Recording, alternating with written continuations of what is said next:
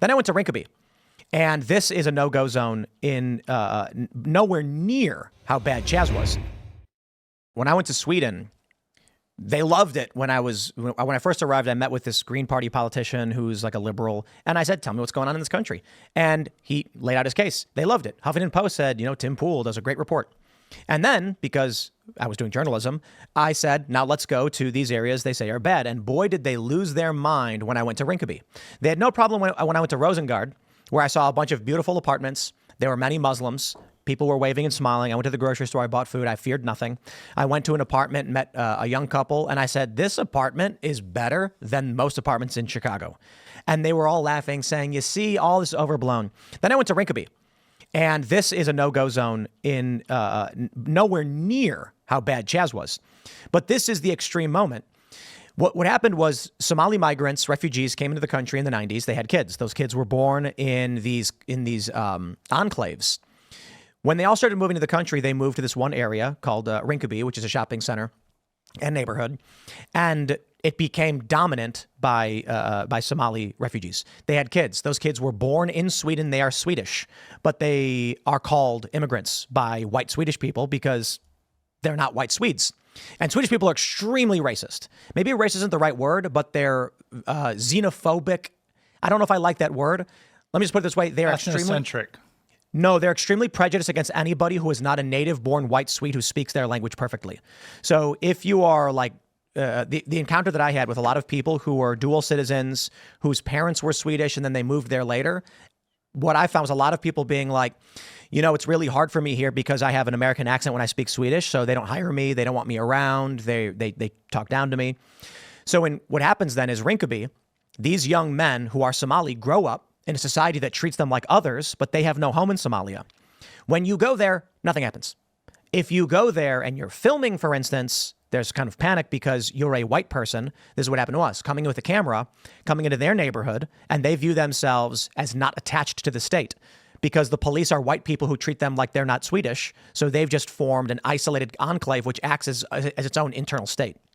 But you can go there with no problem. I went bowling. They had small pin bowling. I don't know what it's called. Went there, went to the grocery store. Nobody had a problem. There was no wear a veil. There was no Muslim, nothing. It was when you came in acting like you were part of the institutions outside that people would start yelling and saying, what are you doing here? Chaz Chop was completely different. You couldn't even go inside. The George Floyd Autonomous Zone, you couldn't enter these places without passing through a barricade and armed groups. If you went, for instance, in Atlanta, there were shootings. Yeah. So there's a big difference between there's a group of people that have a dramatically different worldview and view of the state and what the left did when they took these places over. Yeah, I agree. But the only comparison I was just saying that they have an isolated internal state where they see themselves as something separate from the rest of society, which we already sort of have those places in America, but you could have more that it's ideologically purposed for the left and they're taking over neighborhoods. You effectively said that you will not believe that there's a civil war until you see a civil war. So I don't see the point of this discussion because if you're not going to accept any amount of evidence that there will be a civil war until there is a civil war, there's nothing I can say to you. Okay, I'd agree with that. Yeah, I would only say I think there's a civil war going on if there's a civil war going on. That's usually the standard with people when a civil war happens, is that they're seeing the fighting. Yeah. And so that means they're before us. I mean, we weren't discussing this about the Civil War, where they're insisting we're not in a civil war until Fort Sumter is fired upon. You can predict this stuff, though. And that's not the way any civil war works. And the thing with the 1,000 deaths is I'm open to being wrong. And the reason I would be wrong is that, first of all, I can just objectively be wrong. There's not going to be a civil war. Well, what would you say is a better civil war to look at besides the American Civil War? Yes. So there's ways to study these conflicts, and I've studied basically every single revolution, and there's a variety of metrics used to predict them in advance. And so the four parallels I look to the most are the English Civil War, the French Revolution, the fall of the Roman Republic, and the American Civil War. And for each of them, if the war starts, there's going to be way more than 1,000 deaths. 1,000 I don't really like. I stand by the bet because I made it with Andrew Heaton a year ago. But if there's going to be a war, 1,000 deaths is what happens in a single wing of a single battle. Because if you look at all those conflicts, English Civil War, American Civil War, French Revolution, fall of the Roman Republic, the society was at peace. The political switch gets flipped, and then there's war. There's not the gradual buildup. It's everything and then nothing. And so what the thing you're looking at where there's a conflict and then it gradually gets worse, that's not how any of this happens. It's their cliff. So you think it's like Eric immediate. Pritt said. Exactly, yeah. He said in his experience in modern contexts, everyone he's worked with says one day everything's normal, the next day it's war. Exactly. But even with the English Civil War and Roman Republic, well, you've brought this up, it was elite driven. And so you would have to see the fault lines within these elite institutions that would go to war with each other. Like the Democrats trying to arrest Donald Trump and Trump threatening. Yeah, to but use if you the think state. that the Republicans and Democrats, as they exist right now, could muster the forces to have a civil war, then that would be a point. But I just don't see that what with does that the mean, Republicans. muster the forces? That they could tell their people to commit acts of violence and kill other people. Oh, that would be so I don't think the Republicans and Democrats but could do that. No. But when do you think that like world leaders are like, young man, go kill those people? Or do you think they're like, I need you to guard this territory, don't let anyone past? I don't think they could get them to guard this territory. I mean, nobody's going to, if you're like listening to a lot of these Republican leaders, I mean, besides Trump, but imagine, I'd have to think of, I don't want to say Lindsey Graham because people would be never say, but let's even say Josh Hawley trying to get people to go out there and do that. I don't think so. What do you Even mean? with, on the hold Democrat what's side, do I that couldn't mean? see What a does do that? What does support. do that mean? What? I'll be back. You said Josh Hawley I need to use asked- the bathroom. To go say, okay, guard this territory.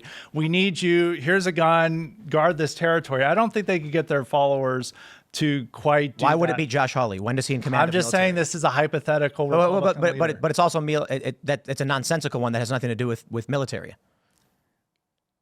The thing is, it would be Republican leaders. If you're looking at rival institutions, Like a governor of a state ordering governor, it could be a governor of the state, even if it's ordering his National Guard to say like stand on Bill the bridge. Lee in Tennessee deciding to say, yeah, it could be National Guard. But even with the National Guard, when they go down to the border, it's mainly a photo op. It's not actually that they're. Whoa, we're arguing two different things. Okay, the argument you made is elites will not be able to give orders to troops to do that, and I'm asking what that is. Oh, to kill. I actually, So you can even see that in the border. In what context do you think these conflicts are? Okay, troops, we're going to go have you kill people. No, but they would have to. They're there, and then it's like, should we shoot to kill? And then the governor's like, yes. They'd have to have the. And that happened in Texas. They do not have an order to shoot to kill. In Texas, this is what was so scary. Is they said they were armed with the right to defend themselves from lethal force. And I think that wasn't there a story where they fired across the border or something? There's been a few stories where they're fired, but even I remember the story where there was a guardsman who the details are blurry, but I remember this. But even with this scenario where if they got challenged by Border Patrol, they're going to back down. I don't think that right now the elites at either the Democrat or Republican level have the capacity to say. Right. The order to kill. I think your view of military and history is like movie-esque. As How if is they're it movie, yeah. like Cobra Commander sitting there being like, send my troops to go kill them. It's not That's Cobra never what happens. What I'm saying is that they have the troops there, and then the chain of command asks, do we have the order to kill? And then the governor at this point and the leadership is not going to give that order. They have to go through the chain of command with the assumption that they would have that order if they're challenged by either the federal government or some left-wing militia or something. I don't see that at this point. I think that there is when they have come up to the precipice of having a point where they challenge either the federal government or challenge the other side, say January 6th or anywhere else, they back down. And you don't really have that capacity for violence. And even when he's bringing up the English Civil War, that's true. It was an elite-driven thing. Why do cops kill people? Are they given the order to kill? But they have... It's different from police officers. So How? they would have... The scenario you're describing, okay, let's say we're send out the National Guard to an event, and maybe there's What is the National Guard? Whoa, hold on. See, once again, I think you're making like a lot of movie assumptions. These not movie assumptions. Yes, What it are is. the movie So assumptions? let's take a look at let's say the Democrat Republicans. Right now, Trump has been arrested several times. Yes, He's got 78 charges, I believe. They're trying to put him in jail for hundreds of years, and he's so far complied.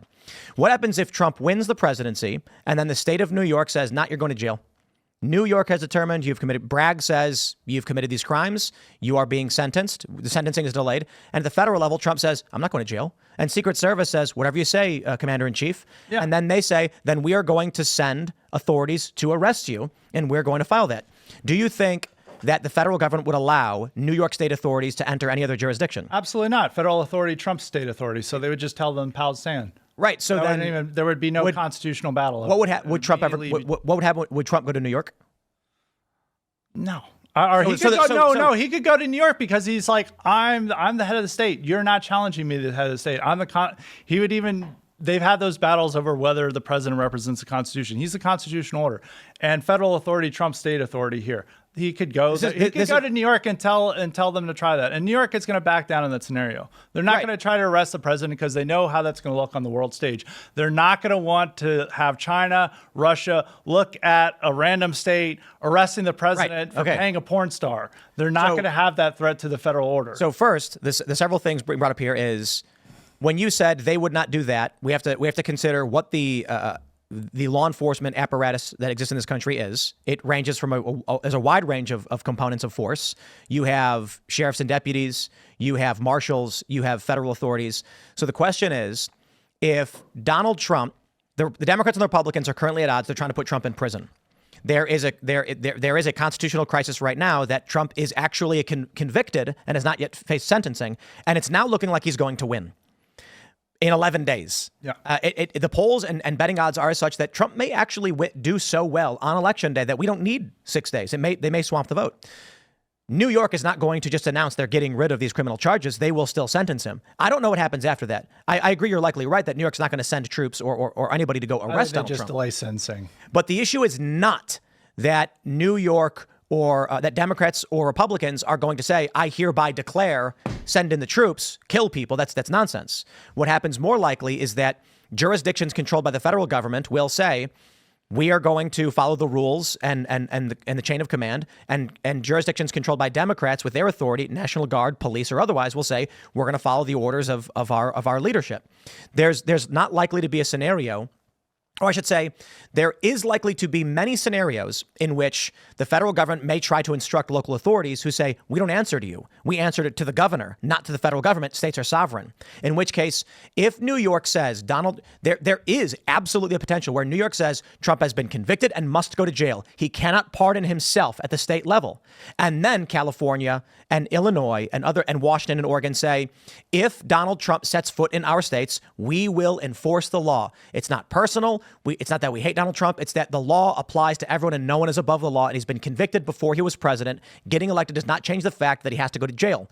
Let's say he goes to Washington and they say, Mr. President, will you peacefully come? You're under arrest to be extradited to New York for your sentencing and jail term. Trump's going to have to say no to that. The states probably, and that's why I don't agree with Rudyard on 1,000 deaths, will be like, there's no way we're going to try to send police to arrest Donald Trump. Thanks for watching this clip from the Culture War podcast. We're live every Friday, 10 a.m. to noon, so subscribe and come hang out.